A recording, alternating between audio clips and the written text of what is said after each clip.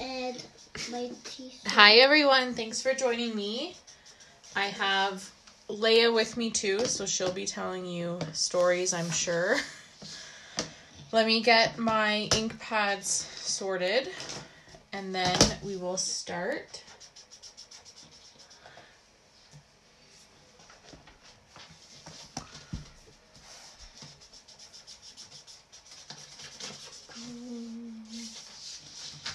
Okay, go to our left colors.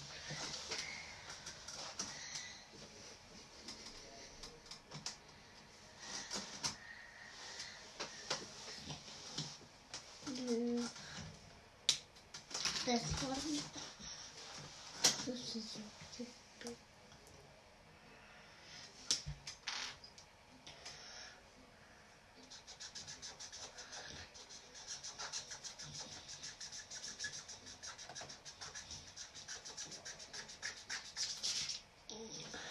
There we go.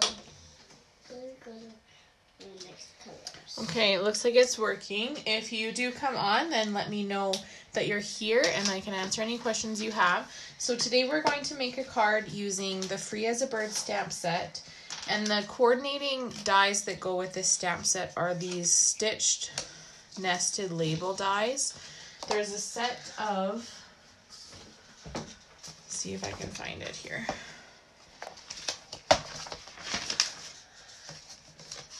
I think there's 9 or 10.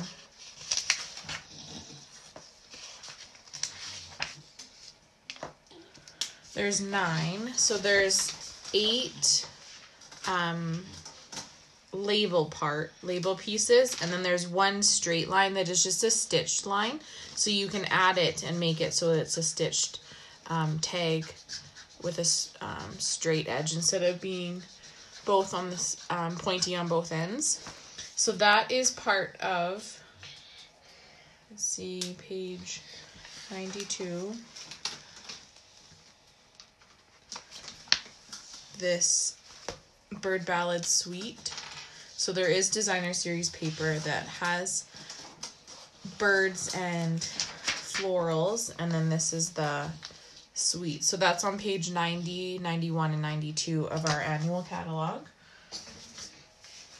So to get started, we're using the big bird image with the 4 birds on a branch. We're going to stamp that on our nested label. This is the third, I think it's the third largest one. I'd have to check. I just had it loose on my desk and it happened to be the right size when I was making this card. So we're going to stamp the birds in Smoky Slate. And I have added the colors of ink that we're using into the description of this video. So I'm going to ink that up really well. And I'm lazy and didn't put my sticker on it, but I know that there's branches and leaves on this side. And then I really only need 3 birds. So if this one goes off, then that's okay. Then I'll just center it there. Because it's on a branch, I'm not worried about it being straight necessarily. The branch could be crooked and you'd never know. So then I have a layer. This is actually all the stamping we're doing. Then I have a layer of the specialty designer series paper that's in the sale-a-bration offering right now. It's called Flowering Foils. And it has, you get 3 sheets of 4 designs. There's a floral, stripe checker kind of thing, flowers, and then this flower one that we're using today. This is free with a $60 order. You can choose it as your free item. It is only single-sided, but it's a little bit thicker than our normal designer series paper, and every piece has foiling on it. So we're going to use Granny Apple Green, Highland Heather, and Balmy Blue. And lots of demonstrators right now, or crafters, are using these blending brushes. So I'll start, I just ordered mine on Amazon. They come in sets of, that one's blue. We'll start with the green. And they're actually oval makeup brushes. They're a little bit cheaper than if you were to buy ones that are specifically for crafting. These ones I think were $8 or $9 maybe. And if you watch Amazon, then you can probably catch them on sale too. So I'm going to rub off on my scrap piece of paper a little bit of that first ink so it's not too vibrant. And I'm just going to roll it in circles. And the trick to these is to make sure that you aren't heavy-handed and don't push on the paper. You just want it to rub across the paper in a circular motion. And I always rub that first little bit off so that it's not too in your face. So I'm just going to do that corner, maybe a little bit more. And just let the brush do the work. Kind of a third of it there. You can see how totally different that changes that paper. And then because of the foiling, the ink doesn't stick to the foiling. So we're done with our Granny Apple Green. Then I will do Highland Heather. This one, I should really label them, but once the ink is dry, you can use it for any color. You don't have to use it for the same color every time. So then I'm going to do a strip of Highland Heather. And just gentle circles. I've also seen these at Dollarama. I think they might be $2.50 each, but there's only certain sizes available. So sometimes it's nice to have little ones and bigger ones.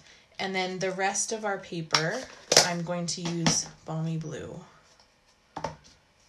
That's this one. Hi, Christy. How's all your Scentsy? Then do that top corner.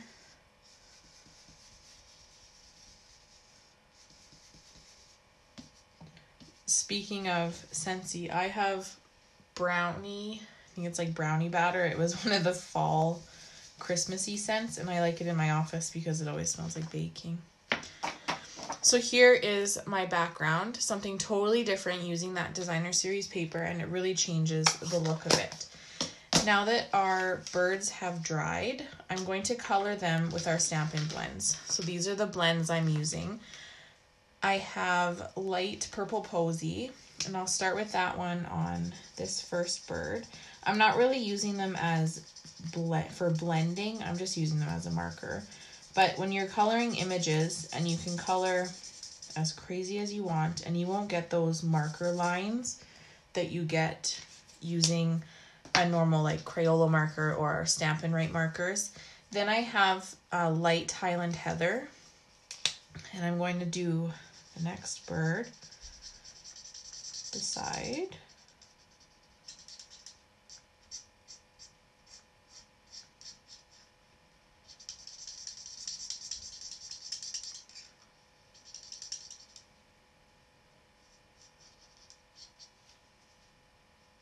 There.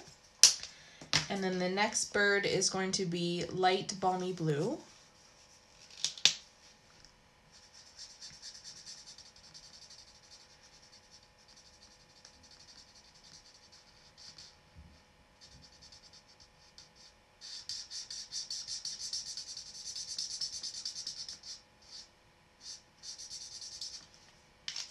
There. Those three. Then I have light crumb cake for the branch. And we're gonna cut this fourth bird off. Poor little guy doesn't get to be on our card.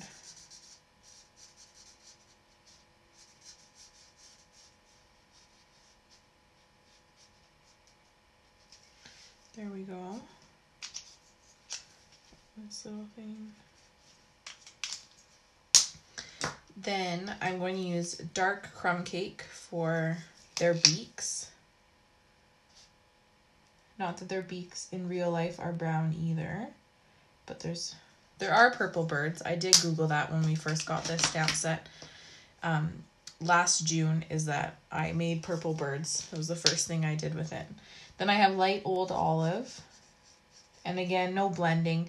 You could do it with dark. I find the images are so small that I don't really need to blend them, but you definitely could if you have all your markers.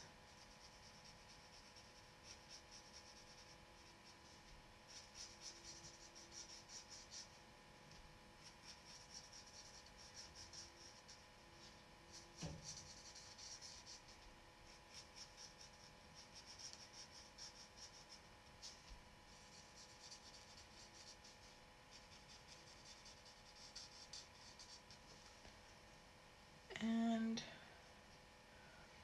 I don't think I need that one. Then I have light, lovely lipstick for the little flowers. This is such a vibrant color. You really have to be careful because if you go outside the lines, it's very obvious. But I also find the bright colors kind of have a mind of its own. The lighter colors are more forgiving if you go outside the lines.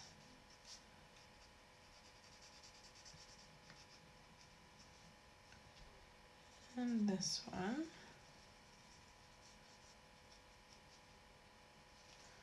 And I think that's it. Then I'm going to take my Wink of Stella. That's not a good one. This one. And color my birds. So a Wink of Stella is like a glitter brush. And it also, if you're coloring over stamped images, it will pick up some of that ink. It doesn't on blends because blends are alcohol based. But if you were to be coloring, if I colored the flowers and then colored the leaves, you want to make sure you brush it off on your scratch piece of paper before you go on the other color, or it'll bleed a little bit just because it's alcohol based, I guess, or water based, sorry. So then I have, that's my tag. Then I have this next size smaller of the stitch nested label. I cut that out of my 5 1/8 by 3 7/8 layer because this is what's going to go on here. So you won't see that, but it's secretly cut out of that layer. I'll adhere these layers here. Should have got a new Tombow.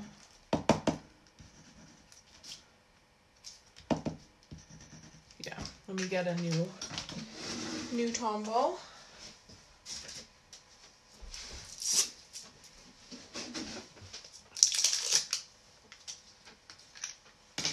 And glue that, and it's just going to tuck underneath so that you can see there.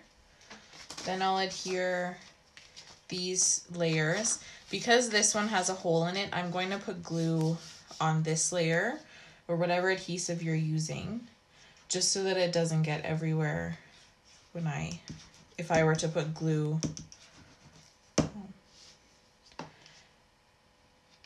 If I were to put glue on this piece and then put it down, then I'd have glue everywhere.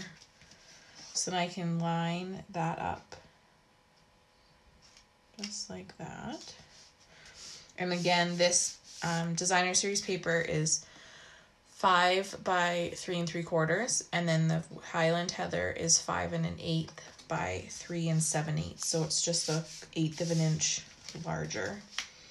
Then I have my tag, and it's just going to go across like this. So I'll just put adhesive on about where I think it's going to line up. And that's why we didn't need that other bird. Then I'll take my scissors and I can just cut along that Highland Heather layer. And then I know it's totally straight. Just like that. Get rid of this now. So instead of pre-cutting that, because I wanted to make sure it lined up on the side of our card, then let's do our twine. So this is our linen thread in our annual catalog. We've had this a lot. There's recently been put on a spool, but It's the same idea. I almost don't like it on a spool because it gets too curly, but we'll wrap that around 3 times. And my trick is, however long, or the side I want my bow, I start there and I keep about 4 inches, 5 inches across, and then however long I need it, then I need it that long across the other way. Does that make sense? So that you always have, so if my bow is here, then I have my ends are even. So I can tie this in a bow here.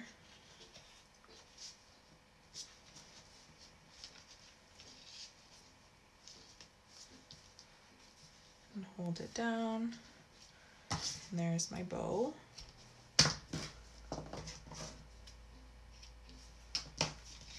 Then I can take that layer and adhere it onto our Smoky Slate card base.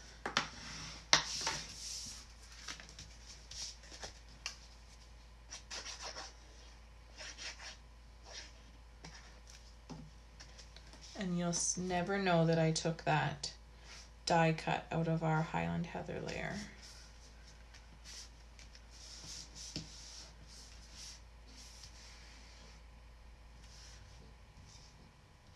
Make sure that's stuck down. And then I have just this plain piece of Whisper White for the inside. There are lots of leaves that you could stamp on the inside, or you could add some flowers. I'm not putting a sentiment on this card because I didn't know what I necessarily needed it for. When I make cards, usually I make them with something in mind. For this one, because of how the times are right now with all of us in isolation, or I'm sending more cards that are just because. So sometimes I like to have a stack of cards ready to go that don't have sentiments, and then when I'm going to send it, then I add one later, or I just send it like this and I can write whatever I want on the inside. So there's our card today, and this one I put on a purple posy card base.